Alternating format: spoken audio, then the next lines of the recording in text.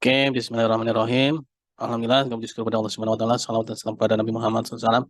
Baiklah teman-teman, kita jumpa lagi dalam pertemuan yang ke-9 ya. Nah, yang ke-9 ini mengenai eh, Panja- mengaplikasikan Pancasila sebagai sebuah sistem ya, dan pentingnya pendidikan Pancasila ya. Ini saya ingin share.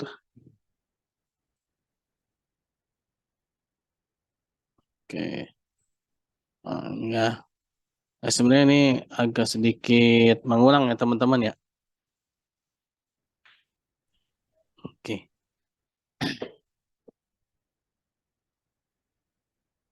Nah, setiap negara itu pasti punya masalah ya.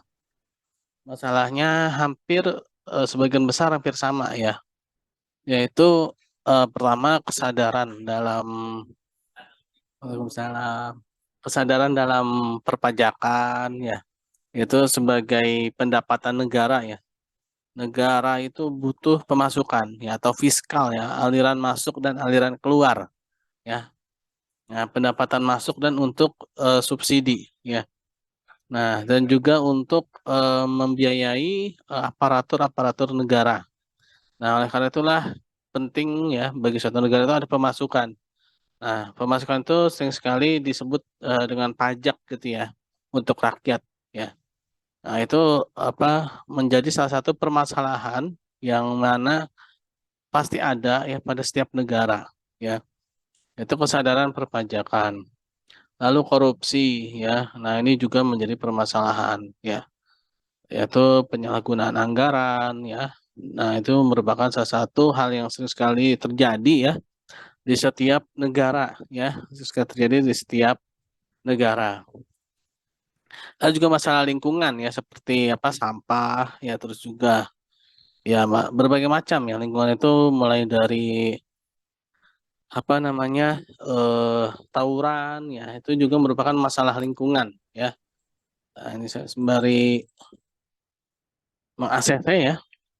Nah, itu masalah lingkungan merupakan salah satu masalah yang terjadi ya, yang ada di setiap negara ya. Lalu masalah disintegrasi ya, perpecahan eh, setiap apa namanya, setiap negara pasti terancam perpecahan ya, terancam perpecahan, pemisahan ya. Nah, lalu dekadensi moral ini juga merupakan permasalahan setiap negara ya, menurunnya tingkat moralitas apalagi di negara-negara barat ya, yang mana lebih kepada ke liberalis ya, apalagi negara-negara yang memang dia tidak memiliki sebuah pegangan yang kuat gitu ya. Nah, apalagi liberalis kan, liberal liberal itu sendiri kan artinya bebas ya kan. Nah, arti bebas itu ya terserah dia mau benar, mau salah, mau jelek, mau bagus, ya liberal gitu ya. Nah, ini bahaya ya, liberal ini bahaya ketika dia menjadi pemimpin ya. Kenapa? Karena dia akan membuat suatu peraturan yang ini ya, yang mana memiliki kebebasan berpendapat yang tidak memiliki dasar gitu ya. Tidak memiliki dasar. Nah, ini negara-negara liberal ini seharusnya menjadi negara ini negara pengikut seharusnya. Kenapa? Karena mereka itu tidak memiliki pedoman ya. Nah, yang seharusnya menjadi ini ya, yang seharusnya menjadi pemimpin itu adalah negara-negara seperti Indonesia ya. Indonesia itu negara yang memiliki ideologi yang jelas ya, yaitu Pancasila ya. Nah, ideologi Pancasila ini sangat kuat ya, ya sangat lengkap ya, karena dia memasukkan berbagai macam ya, seperti nilai-nilai ketuhanan ya, nilai-nilai kemanusiaan, nilai-nilai persatuan, lalu kepemimpinan dan juga nilai-nilai keadilan ya. Nah, ini sebenarnya kalau dengan adanya ideologi ini ya, ini seharusnya permasalahan ini selesai gitu ya. Kenapa? Karena ya itu udah menjadi suatu pedoman yang universal gitu teman-teman ya, yang sangat ini lengkap gitu ya. Nah, lalu permasalahan terorisme. Nah, ini juga sebenarnya permasalahan yang klasik ya. Dan ini juga sebenarnya baru-baru ini aja nih ya, isu-isu terorisme itu kan terutama di Indonesia itu kan sekitar tahun-tahun 2000-an lah ya. Itu ketika masa-masa Orde Baru tumbang ya. Padahal sebelumnya isu-isu terorisme ini tidak ada gitu di Indonesia ini ya. Gak ada tuh yang namanya bom ya. Itu nggak ada. Nah, tapi begitu beralih ya ke masa reformasi ini malah muncul isu-isu terorisme ya. Lalu penegakan hukum yang berkeadilan. Nah, ini juga ya permasalahan yang mana hukum ini menjadi seperti permainan ya, apalagi ketika orang-orang yang berkuasa ya. Ketika orang yang berkuasa melanggar ya, mereka adem ayem gitu ya. Tapi begitu golongan bawah yang melanggar itu luar biasa ya. Cercaannya, makiannya ya. Nah, itulah ya permasalahannya. Jadi hukum itu tumpul ke atas, tajam ke bawah ya. Kalau kalau para pejabat itu yang melanggar ya, itu suatu hal yang kalau dibilang prestasi gitu ya. Dibilang prestasi ya. Ketika yang melanggar itu para pejabat ya. Prestasi dalam tanda petik tapi ya bukan prestasi ini ya. Tapi kalau yang melanggar itu orang-orang bawah ya, itu dicercah ya, bahkan dicecar apa sih istilahnya itu, dikejar-kejar lah ya kesalahannya itu ya. Nah, itulah yang terjadi ya di setiap negara ya, khususnya juga di Indonesia, dan bahkan ya nggak kenal instansi dan lembaga gitu, itu pasti ada yang seperti itu ya. Sering sekali ya ketika ada suatu peraturan itu dilanggar, dimotori oleh pimpinan atau pejabatnya ya. Nah, ketika pejabatnya itu melanggar ya, itu ya nggak akan ini ya, nggak akan ada yang menegur gitu kan. Tapi kalau bawahannya yang melanggar itu luar biasa ya. Nah, itulah ya permasalahannya ya. Nah, terwujudnya kepribadian sivitas akademika yang bersumber pada nilai Pancasila ya. Nah, mengembangkan potensi akademik, menyiapkan peserta didik, membangun budaya berpancasila ya, mengembangkan pendidikan Pancasila sebagai sistem pengetahuan terintegrasi ya. Nah, pendidikan Pancasila merupakan usaha sadar dan terencana untuk mewujudkan suasana belajar dan proses pembelajaran agar mahasiswa secara aktif mengembangkan ini ya. Nah, ini merupakan tujuan ya, tujuan. Nah, lalu yang mana menjadikan berkarakter Pancasila ya. Nah, ini mata kuliah Pancasila ini merupakan inilah ya, dibilang normatif ya, sesuatu yang normatif. Tinggal kita aplikatifnya aja ya teman-teman ya.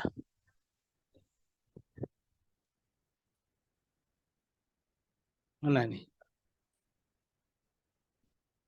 Nah, ini pentingnya pendidikan Pancasila, memperkokoh jiwa kebangsaan mahasiswa ya.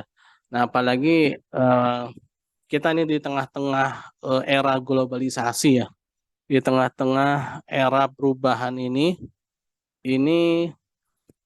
banyak sekali informasi-informasi yang masuk, terutama dari dunia-dunia belahan negara yang lain ya, dunia barat lah terutama ya, yang dalam tanda petik mereka berprestasi dalam hal teknologi ya, tetapi teknologi yang bebas nilai ya. Nah, teknologi-teknologi yang bebas nilai ini menjadikan mudahnya mengakses segala macam informasi ya. Nah, ini sangat mempengaruhi bagaimana nih calon-calon penerus tongkat estafet kepemimpinan ini ya, ini menjadi tidak goyah atau harusnya kokoh gitu ya dengan nilai-nilai Pancasila. Nah, pentingnya pendidikan Pancasila di perguruan tinggi untuk menjawab tantangan dunia. Nah, itu ya. Bagaimana pengaruh globalisasi itu ya terhadap eh, pengaruh globalisasi itu terhadap kejiwaan ya, terhadap karakter ya. Nah,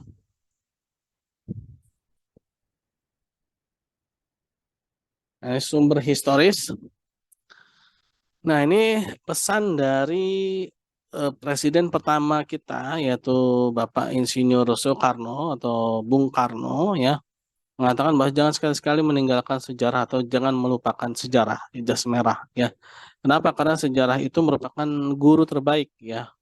Pengalaman merupakan guru terbaik dari hidup kita ya.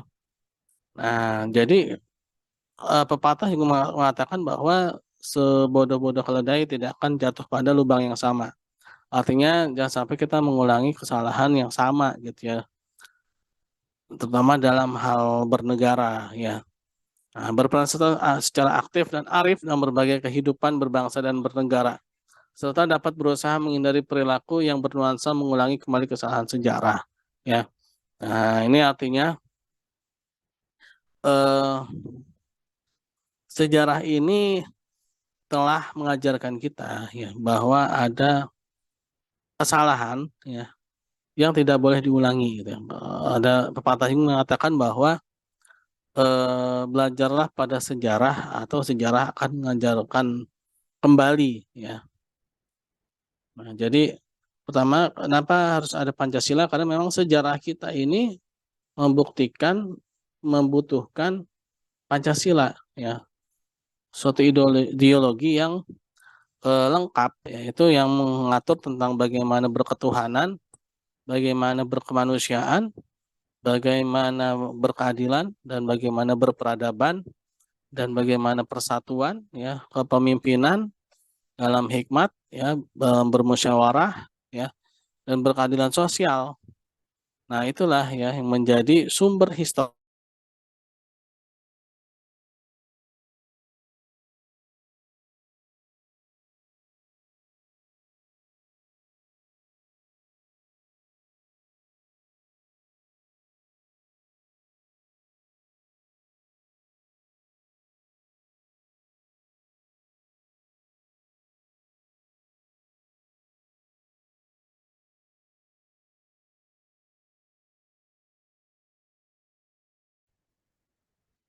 Mohon maaf tadi terpental karena sinyal ya.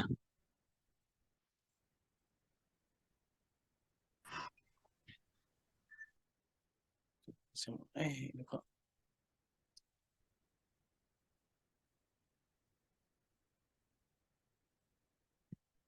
Nah, ini sumber sosiologis.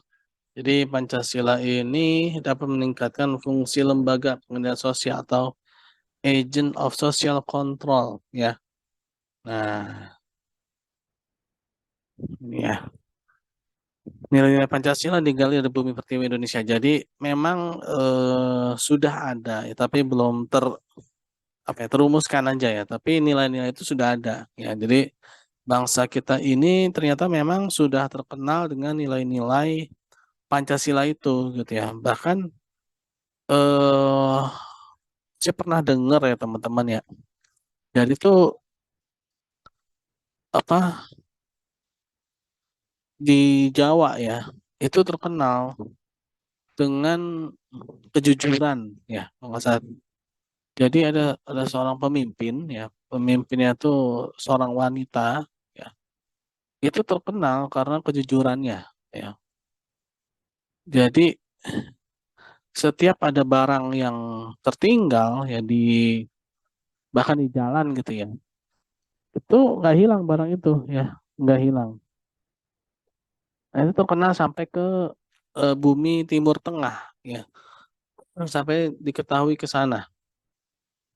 Nah, jadi udah ada nilai-nilai itu gitu ya. Walaupun pada saat itu mungkin belum ada Pancasila yang dikenal saat ini gitu ya. Tapi sudah ada ya. Nah, ini sumber yuridis pendidikan Pancasila, negara Republik Indonesia adalah negara hukum atau restat. Dan salah satu cirinya atau istilah yang bernuansa bersinonim yaitu pemerintahan yang berdasarkan pada hukum. Nah, jadi eh, hukum kita ya ini harus bersumber pada Pancasila ya. Hukum kita harus memiliki nilai-nilai ya, yaitu nilai-nilai ketuhanan, memiliki nilai-nilai kemanusiaan ya, memiliki nilai-nilai eh, keadilan ya, nilai-nilai peradaban dan nilai-nilai persatuan ya, nilai-nilai kepemimpinan ya, memiliki nilai-nilai keadilan sosial ya.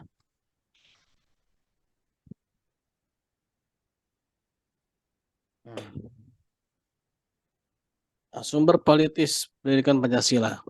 Nah, salah satu sumber pengayaan materi pendidikan Pancasila adalah berasal dari fenomena kehidupan politik bangsa Indonesia. Anda diharapkan lebih termotivasi, berpartisipasi, memberikan masukan konstruktif, baik pada infrastruktur politik maupun suprastruktur politik.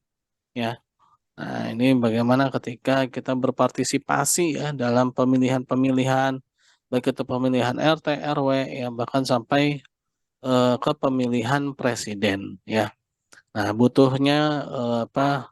Partisipasi ya.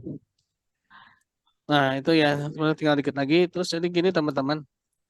Eh UTS yaitu kemarin sudah saya input, tapi bagi yang belum ada nilainya itu mohon segera ya dikirimkan karena khawatirnya nanti keburu ketutup, apalagi ini sistem kita yang baru ini sangat akurat. Ya, akurat itu maksudnya update gitu ya, sangat update gitu.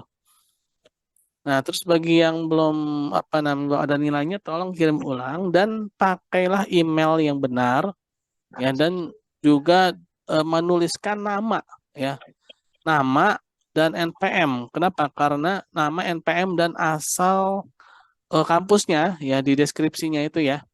Kenapa harus itu? Karena kalau tidak seperti itu khawatirnya mental ke spam ya. Nah, ini udahlah nama emailnya yang ngaco gitu ya, aneh-aneh gitu ya.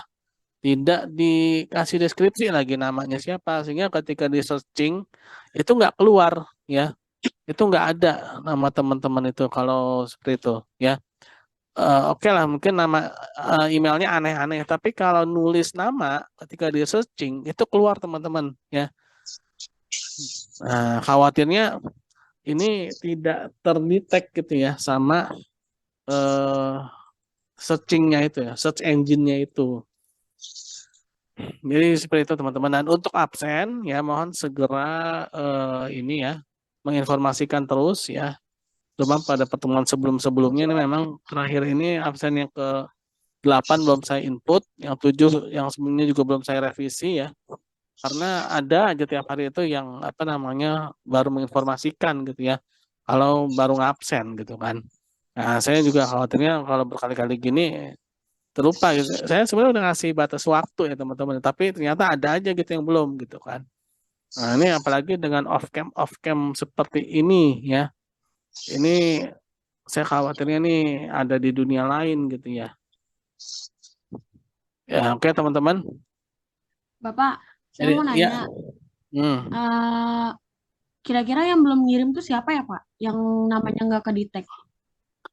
silakan cek nama teman-teman sendiri.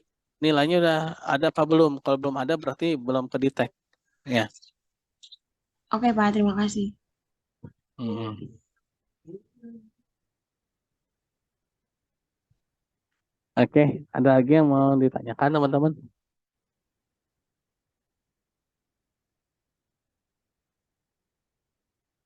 Oke, kalau memang tidak ada ya, mohon perhatiannya.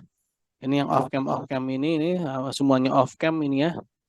Ini kenapa bisa begini saya juga nggak paham nih teman-teman ya. Tapi yang penting memperhatikan ya. Saya juga nggak bisa jamin juga nih memperhatikan atau tidak karena terlihat dari absennya, dari jumlah yang apa namanya yang ada itu ya itu 70% lah. Ini aja yang hadir cuma 32 nih ya. Hanya 32. Padahal kita satu kelas itu ada 40-an kalau nggak salah ya. Nah, ini yang masuk aja hari ini hanya 32. Oke, semoga eh, teman-teman tidak mengulangi ya kesalahan yang sudah dilakukan. Kita tutup membaca hamdalah. Alhamdulillahirrahmanirrahim. Assalamualaikum warahmatullahi wabarakatuh. Waalaikumsalam warahmatullahi wabarakatuh. Terima kasih, Hmm. Pak. Ya.